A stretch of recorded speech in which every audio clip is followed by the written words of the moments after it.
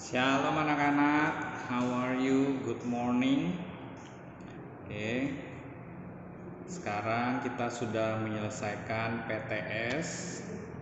Nah, Mister perhatikan nilai-nilainya luar biasa bersaing. Oke, nah sekarang kita mau lanjut lagi. Nah, khususnya untuk kelas 6 kita mau selesaikan materi. Lanjut tematik 6G.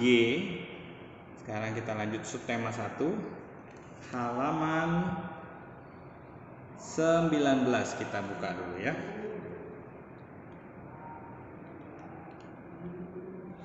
Oke. Membaca teks tentang nilai pertama Pancasila, persahabatan Mira dan Fani. Sudah siap? Ayo membaca halaman 19. Oke. Mister bacakan, kalian di rumah masing-masing perhatikan ya. Persahabatan Mira dan Fani. Di Balai Kota dilaksanakan perlombaan pembacaan pidato antar SD. Mira mengikuti lomba mewakili SD Tunas Bangsa. Ketika lomba, Mira ditemani oleh Bu Susi, wali kelasnya, dan Fani, sahabatnya. Perlombaan pembacaan pidato berlangsung dari pagi. Mira mendapatkan giliran membaca nomor 8. Ketika tiba waktunya Mira membaca pidato, Fani bertepuk tangan dengan kencang menyemangati Mira. Mira membacakan pidato dengan suara yang lantang dan penuh percaya diri. Setelah selesai, Mira duduk dengan lebih santai. Ia menonton para peserta lomba yang lainnya. Hari sudah siang, kumandang azan zuhur terdengar. Ibu Susi dan Mira akan melaksanakan ibadah salat zuhur terlebih dahulu di musala Balai Kota. Vina menunggu di luar musala karena ia beragama Kristen. Hari semakin sore, semua peserta telah mendapatkan giliran membaca pidato. Saatnya diumumkan pemenang. Mira mendapatkan juara ketiga. Ibu Susi menghibur Mira agar tidak bersedih hati karena tidak mendapatkan juara pertama. Vina juga membesarkan hati Mira agar lebih rajin berlatih agar bila ada perlombaan di lain waktu bisa menjadi juara pertama. Begitulah jika bersahabat. Meskipun ada perbedaan di antara Mira dan Vina, tapi mereka tidak menganggap perbedaan itu menjadi masalah yang besar. Mira dan Vina saling menghormati agamanya masing-masing. Mereka saling mendukung satu sama lain ya. Nah, baru saja kita membaca cerita tentang persahabatan Mira dan Fani. Nah, apa yang kita pelajari dari sila pertama ini? Nah, sila pertama ada yang masih ingat kelas 6, ketuhanan yang Maha Esa, lambangnya bintang. Oke. Nah, kita balik halaman berikutnya, halaman 20. Oke. Ayo diskusi. Nah, mungkin karena kita belajar di rumah masing-masing ya tidak bisa diskusi, tapi Mister mau bagikan. Nah, kita perhatikan. Dari cerita di atas, adakah nilai-nilai yang sesuai dengan sila pertama Pancasila? Jika ada, apakah itu? Diskusikanlah dengan teman sebangkumu. Tuliskanlah hasil diskusimu dalam kotak berikut. Oke, nah, apa hubungannya cerita persahabatan tadi dengan sila pertama? Nah, tadi si Mira dan Fani itu berbeda agama ya. Fani beragama Kristen, Mira beragama Muslim ya, karena dia salat tadi. Nah, adakah nilai-nilai sesuai dengan sila pertama Pancasila? Ketuhanan yang Maha Esa. Nah, di Indonesia sendiri ada tertulis undang-undang yang mengatur kebebasan beragama bagi setiap warga negara. Nah, itu negara menjamin ya kebebasan umat beragama. Nah, tapi kita kembali ke nilai dari sila pertama sendiri, ketuhanan yang Maha Esa. Nah, Mister mau bagikan apa sih nilai-nilai yang kita bisa pelajari. Nah, seringkali karena kita berbeda, bahkan kita membawa nama Tuhan untuk menekankan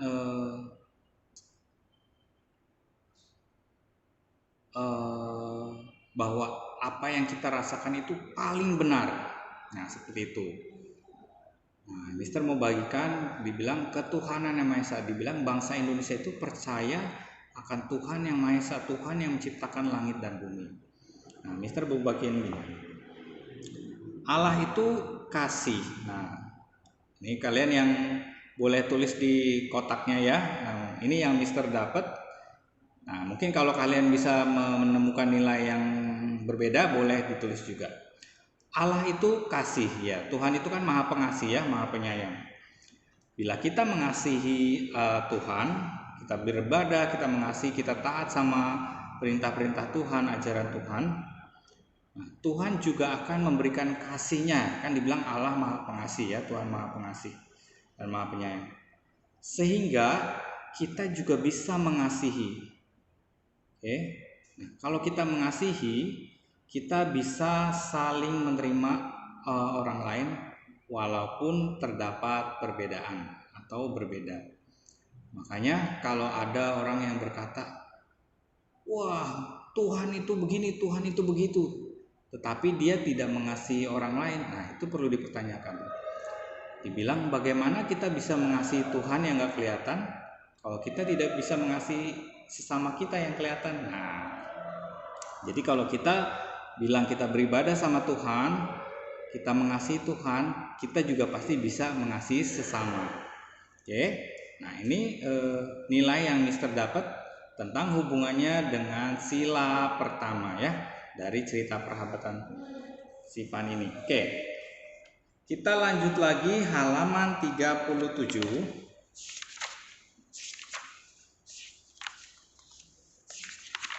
Oke. Kita mau membaca tentang sila kedua, yaitu kemanusiaan yang adil dan beradab, yang dilambangkan oleh rantai. Nah, kelas 4 masih ingat belajarnya? Jadi rantai itu pada hakikatnya setiap orang itu sama dan perlu saling menghubung, saling terhubung dan saling membantu satu sama lain. Makanya dibilang seperti rantai. Apa akibatnya kalau kita tidak mulai menghargai satu sama lain? Nah, rantainya putus. Yuk kita baca kisahnya halaman 37, kisah tentang sila kedua. Oke. 3 orang putri. Di sebuah kerajaan terdapat 3 orang putri yang cantik. Mereka bernama Mawar, Melati, dan Yasmin. Mawar berumur 13 tahun. Melati berumur 10 tahun dan Yasmin berumur 8 tahun. Mereka tinggal di sebuah istana yang megah. Orang tua mereka bernama Raja Kevin dan Ratu Bunga. Istana mereka memiliki penjaga keamanan, tukang masak, tukang bersih-bersih, tukang kebun, dan masih banyak lagi. Mereka siap membantu Mawar, Melati, dan Yasmin kapan saja dan apa saja. Mawar, Melati, dan Yasmin tidak pernah bersikap kasar pada para pekerja. Orang tua mereka mengajarkan agar selalu sopan pada siapapun. Pada suatu hari, Raja dan Ratu harus pergi keluar kota. Paman Tio, adik Raja Kevin, diminta menemani Mawar, Melati, dan Yasmin di sana. Paman Tio mempunyai sifat sombong. Sejak Raja dan Ratu pergi, Paman Tio bersikap kasar pada semua pekerja istana. Paman Tio pernah memarahi Pak Koki, tukang masak, karena menyiapkan makan malam yang tidak sesuai dengan keinginannya. Paman Tio juga pernah memarahi Bu Bersih karena kurang bersih merapikan kamar. Melihat ini, ketiga putri berencana untuk membuat Paman Tio sadar dengan cara memberi contoh yang baik. Suatu hari ketika Pak Koki menyiapkan makan malam, Mawar, Melati, dan Yasmin mengucapkan terima kasih Pak Koki dengan senyum sekaligus memuji betapa enaknya masakan Pak Koki. Wah, masakannya enak Pak, terima kasih ya. Sekaligus memuji betapa enaknya masakan Pak Koki. Melihat ini, Paman Tio malu dan menunduk karena ia sering memarahi Pak Koki. Siang hari, ketiganya ikut membantu Bu Bersih membersihkan istana. Mawar membersihkan ruang tamu, Melati membersihkan ruang istirahat, dan Yasmin membersihkan teras. Awalnya Paman Tio marah sekali melihat ketiga putri melakukan pekerjaan ini. Ketiga putri mengatakan bahwa mereka membantu Bu Bersih karena Bu Bersih lelah. Mendengar ini, Paman Tio mendengus marah dan pergi ke kamar. Mawar, Melati, dan Yasmin berharap Paman Tio sadar dan akan berubah. Keesokannya, Paman Tio melihat ketiga putri berperilaku ramah pada semua orang di istana. Ia pun lalu mengatakan pada Mawar, Melati, dan Yasmin kalau ia menyesal telah berbuat kasar. Ia malu karena mereka yang putri kerajaan saja mau bersikap ramah pada semua orang. Paman Tio berpikir, kenapa ia tidak bisa melakukan hal yang sama? Akhirnya saat Raja Kevin dan Ratu Bunga kembali, mereka melihat Paman Tio sedang berada di dapur membantu Pak Koki. Ketika ditanya oleh raja tentang apa yang membuat Paman Tio berubah, ketiga putri menutup rapat mulutnya. Rahasia, kata mereka kompak. Oke. Nah, balik halaman berikutnya, ayo belajar. Nah, berikut ini adalah nilai-nilai yang ada pada sila kedua. Oke. Ayo belajar halaman 38. Sikap Paman Tio pada cerita di atas tidak sesuai dengan sila kedua Pancasila. Apa saja nilai-nilai yang tergantung pada sila kedua Pancasila? Nah, kita perhatikan. Nah, ini boleh ditandain. 1. Mengakui dan memperlakukan manusia sesuai dengan harkat dan martabatnya sebagai makhluk Tuhan yang Maha Esa ya. 2. Mengakui persamaan derajat, persamaan hak, dan persamaan kewajiban setiap manusia tanpa membedakan suku, keturunan, agama, kepercayaan, jenis kelamin, kedudukan, sosial, warna kulit, dan sebagainya. Nah, maksudnya tadi, walaupun misalnya seseorang bekerja, entah itu menjadi asisten rumah tangga ataupun pembersih ataupun, manusia itu hakikatnya sama, tidak lebih rendah, tidak lebih tinggi.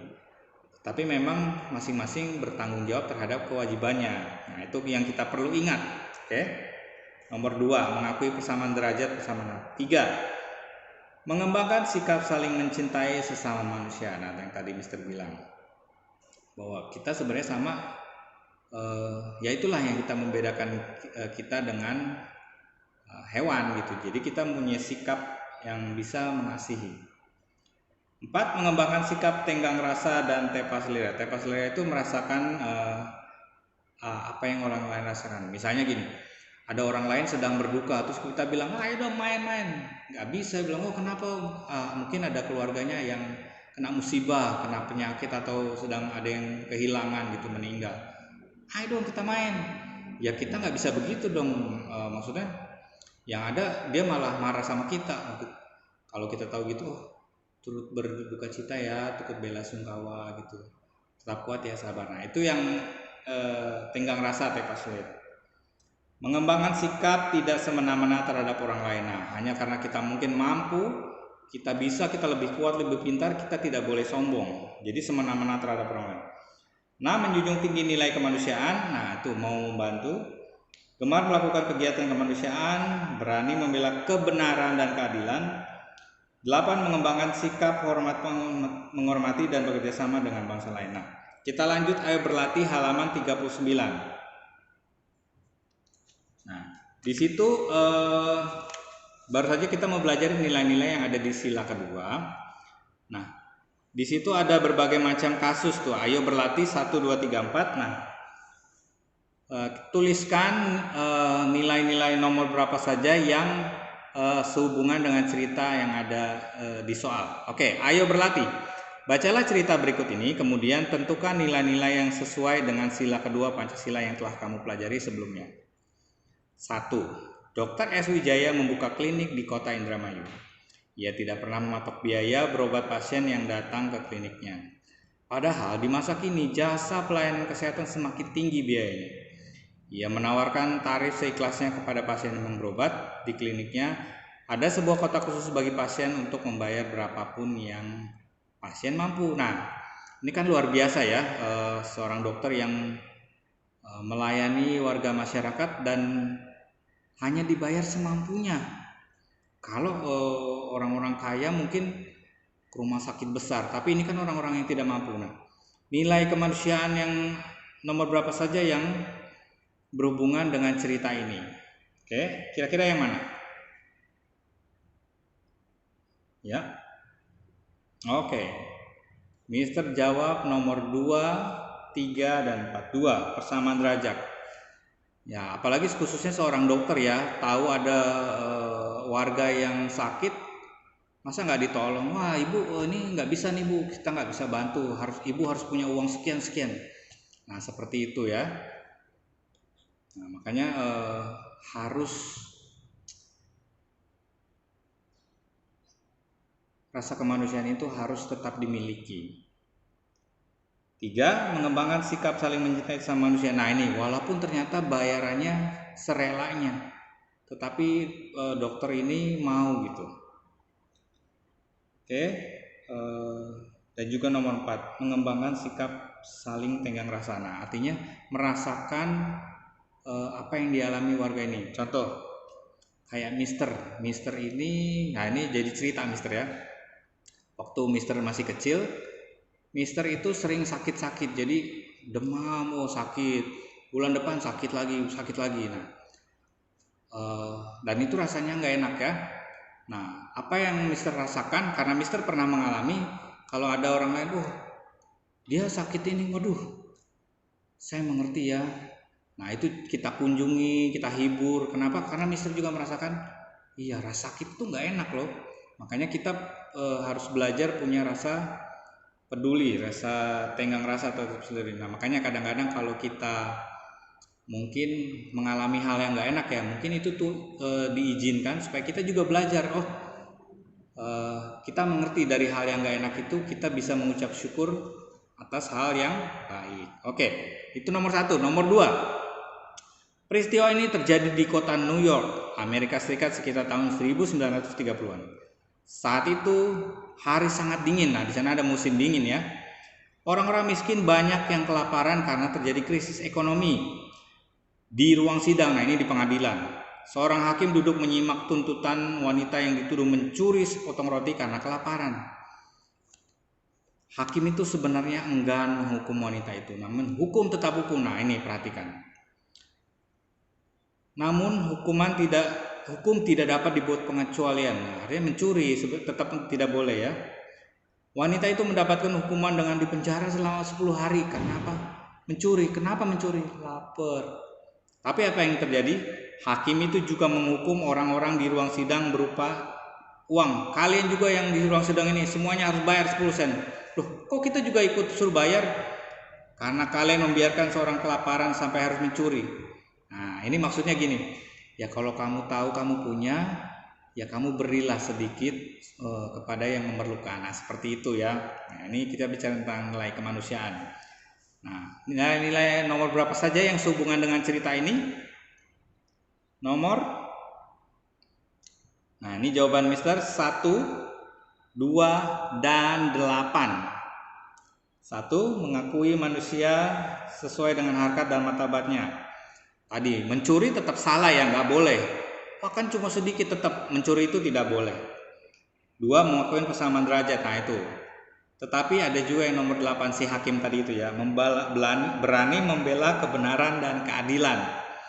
Artinya walaupun hukum harus ditegakkan, tapi dia juga punya belas kasihan. Kasihan juga ya, namanya mungkin nggak punya, akhirnya harus mencuri. Walaupun mencuri itu tetap nggak boleh ya, salah.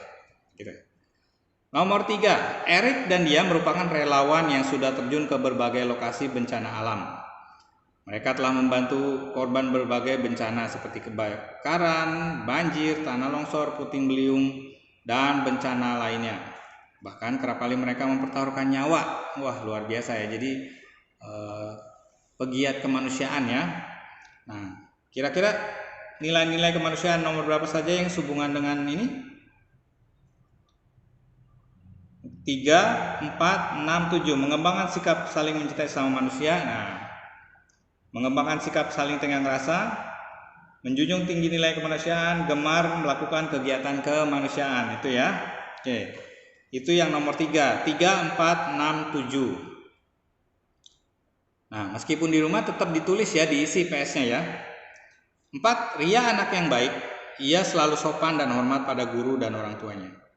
Teman-temannya pun menyukai karena ia tidak pernah memilih-milih teman. Jika teman ada yang membutuhkan bantuan, ia dengan senang hati menolongnya. Ia juga seringkali menggerakkan teman-temannya untuk mengadakan bakti sosial. Nah, kayak kita di SD Hayako Sawangan ini dulu pernah ya ada namanya Charity Day. Kita mengadakan kegiatan untuk mengumpulkan dana untuk menyumbangkan sebuah kaki palsu ya untuk mereka yang membutuhkan. Nah, luar biasa ya, murid-murid HFO tuh gemar membantu ya. Nah, itu juga salah satu contohnya. Nah, kira-kira nilai apa saja yang sesuai dengan cerita ini? Nah, jawaban dari Mister 2, 3, 6, 9 ya. 2 mengakui persamaan derajat, yaitu membantu tanpa pamrih ya, tanpa milih-milih. 3 mengembangkan sikap saling mencintai sama manusia. 6 menjunjung tinggi nilai kemanusiaan. 9 mengembangkan sikap menghormati dan bekerja sama dengan bangsa lain. Nah, maksudnya bekerja sama. Jadi kayak tadi mengadakan bakti sosial. Yuk kita patungan, kita mau beri sumbangan yuk untuk siapa misalnya gitu, untuk korban bencana alam misalnya seperti itu. Jadi bekerja sama untuk membantu. Oke. Nah, itu ayo berlatih halaman 39. Lanjutnya, nah kita mau baca sedikit halaman 40 sebelum selesai. Nah, ini kita bicara tentang sikap ya. Nah, ayo membaca. Menjadi sopan dengan tidak berkata kasar ya. Mengapa kita harus berkata kasar? Kalau kita bisa berbicara dengan sopan. Orang yang suka berbicara kasar biasanya karena meniru orang lain. Nah, lingkungan ya, pergaulan. Di antaranya meniru teman. Kata-kata kasar kita dengar lalu kita serap. Sebelumnya akhirnya kita tirukan. Tentu kita tidak ingin menjadi anak yang suka berbicara kasar, bukan? Nah, untuk menghindarinya, kita harus pandai dalam bergaul atau pandai memilih teman. Kalau kita bergaul dengan teman yang suka mengganggu orang, berkata kasar atau suka membuat kegaduhan, nanti kita pun akan memiliki sifat seperti itu. Seram. Sebaliknya, jika kita bergaul dengan teman-teman yang sopan, tidak suka mengganggu orang dan memiliki budi pekerti yang baik, kita pun akan menjadi anak yang baik sifat dan tutur katanya. Nah, firman Tuhan bilang pergaulan yang buruk merusakkan kebiasaan yang baik. Bagaimana caranya agar kita tidak berbicara kasar? Ada beberapa cara untuk kita terapkan. 1. Pilihlah teman yang tepat, yakni teman yang sopan dan berperilaku positif. 2. Pilihlah tontonan atau tayangan televisi yang mendidik. Kita bisa meminta bimbingan kepada orang tua. Nah, jadi apalagi sekarang mungkin kalau kalian punya handphone sendiri ya, kelas 6, jangan sembarangan melihat tayangan-tayangan yang dari luar negeri manapun, tapi kita harus bisa memilah, oh ini nggak baik nih, jangan diikutin. Oke. 3. Membaca buku yang berisi keteladanan atau contoh yang baik. Nah, kan dari sekolah kan ada renungan kidi ya, ada renungan firman Tuhan, nah itu dibaca. 4. Belajar mengendalikan diri dengan menumbuhkan sifat hormat dan menghargai teman-teman kita.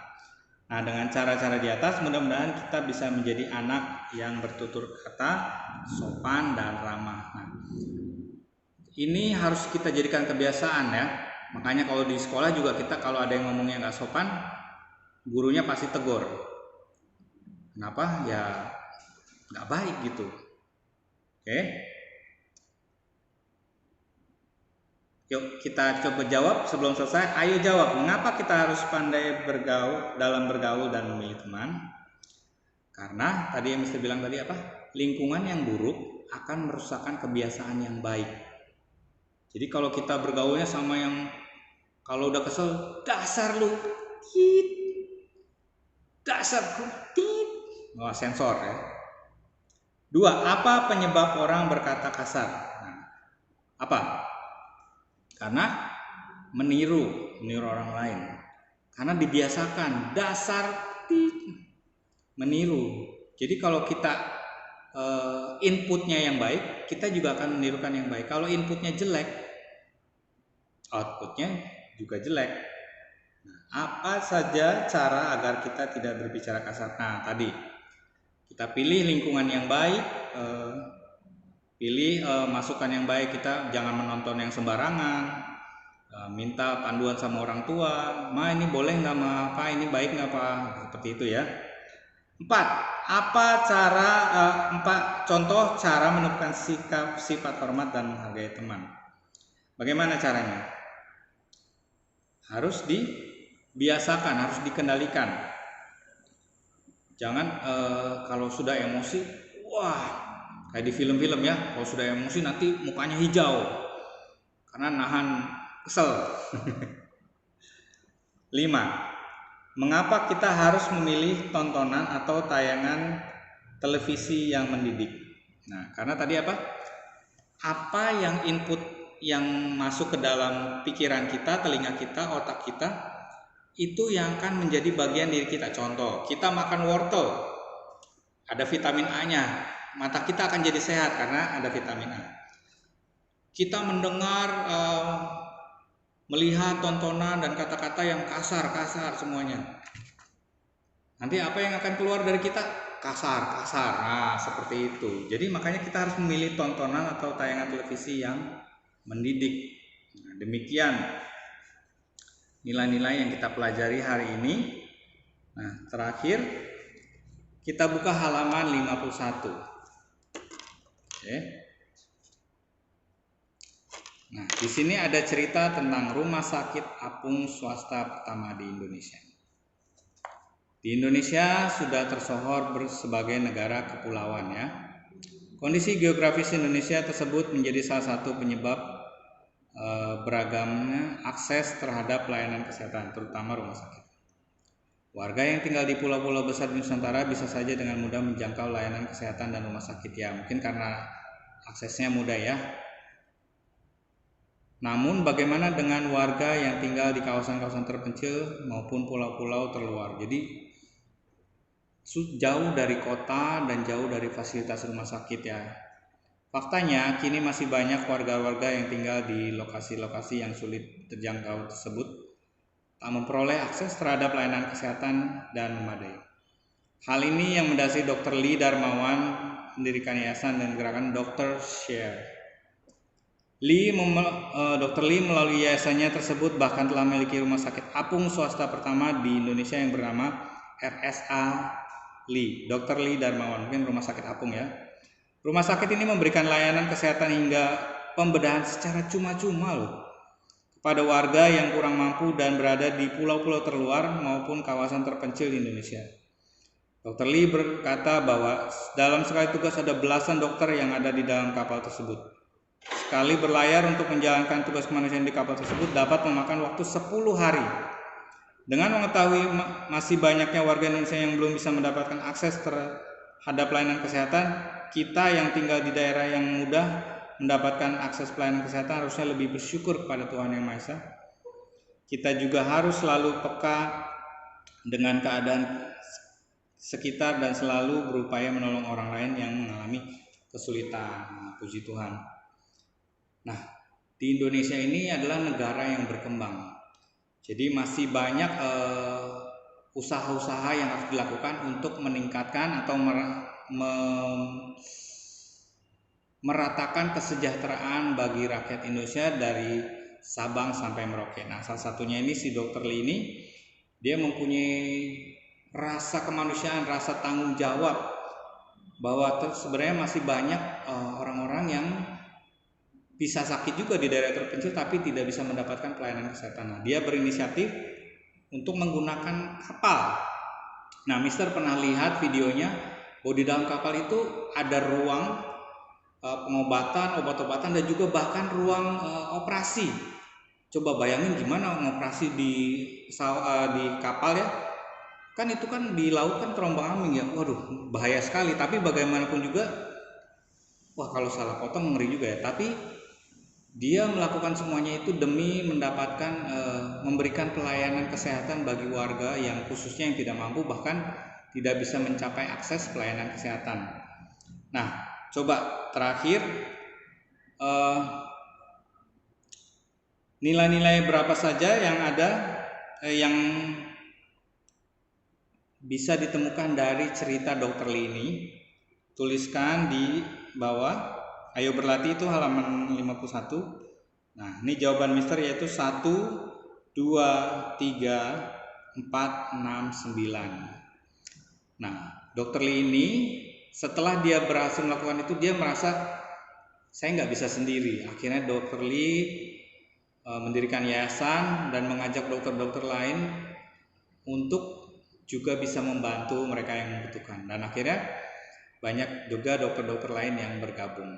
Oke, haleluya.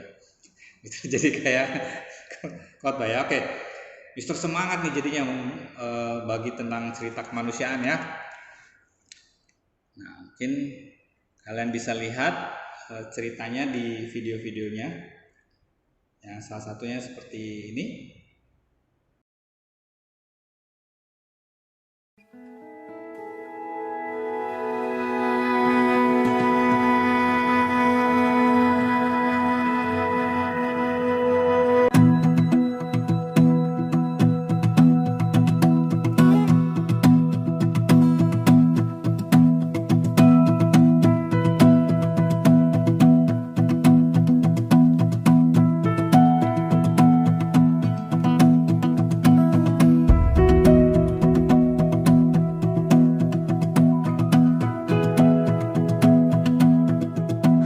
Harus ada rumah sakit apung di Indonesia. Suatu kenyataan bahwa distribusi dokter-dokter di Indonesia itu sangat pincang. Kehadiran dokter di sana masih sangat rendah. Untuk mengatasi kekosongan ini, kita Dr. Share berupaya mengadakan sebuah sistem pelayanan yang mobile.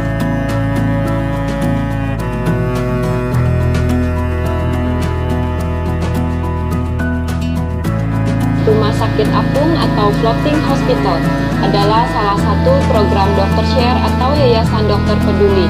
Program ini dirancang untuk menjawab kebutuhan masyarakat prasejahtera di pulau terpencil Indonesia, di mana pulau-pulau ini sulit untuk mendapatkan pelayanan medis karena kendala geografis dan finansial. Bagaimana cara menolong orang-orang yang demikian yang berada di tempat jauh? Lahirlah ide menjemput bola dengan membuat sebuah rumah sakit di atas sebuah kapal untuk menjangkau mereka-mereka yang tidak punya kesempatan untuk mendapatkan pelayanan medis. Kapal ini adalah sebuah kapal barang yang panjangnya 23,5 meter dan lebarnya 6,5 meter yang kami rombak menjadi sebuah rumah sakit seperti layaknya sebuah rumah sakit di atas darat. Ini adalah ruang bedah kami, di mana kami di samping bedah minor juga bisa melakukan bedah mayor. Kami juga punya alat untuk melakukan pemeriksaan X-ray atau rongsen. Kami ada laboratorium kecil, kami ada alat EKG untuk pemeriksaan jantung, dan juga ada USG untuk pemeriksaan di perut, misalnya pada kehamilan. Walaupun ini sebuah rumah sakit di atas sebuah kapal yang sangat kecil, tapi bisa berfungsi dan bisa mengatasi sebagian kebutuhan yang dirasakan masyarakat mereka yang berada di pulau-pulau terluar Indonesia di bagian timur.